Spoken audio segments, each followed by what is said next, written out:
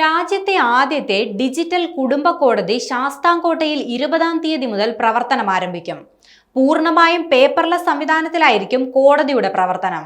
24 മണിക്കൂറും പ്രവർത്തിക്കുമെന്നതിനാൽ ഏത് സമയത്തും കേസുകൾ ഫയൽ ചെയ്യുന്നതിനും വിവരങ്ങൾ അറിയാനുമുള്ള സംവിധാനം ഉണ്ടായിരിക്കും.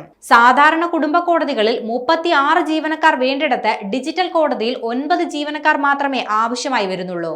ചവറ കുടുംബ കോടതിയിൽ കുന്നത്തൂർ താലൂക്കിൽ നിന്നും നിലവിലുള്ള 2000 കേസുകൾ ശാസ്താംകോട്ടയിലേക്ക് മാറ്റും. ഇതിനോടൊപ്പം തന്നെ കൊട്ടാരക്കര താലൂക്കിലെ പുത്തൂർ പവിത്രേശ്വരം വില്ലേജുകളിലെയും കൊല്ലം താലൂക്കിലെ ഈസ്റ്റ് കല്ലടയിലെ കേസുകളും ഇവിടേക്ക് മാറ്റപ്പെടും.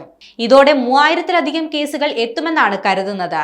രാജ്യത്തെ ആദ്യത്തെ മോഡൽ ഡിജിറ്റൽ കുടുംബ കോടതിയുടെ ഉദ്ഘാടനം ഹൈക്കോടതി ജഡ്ജി ജസ്റ്റിസ് എ മുഹമ്മദ് മുഷ്താഖ് നിർവഹിക്കും.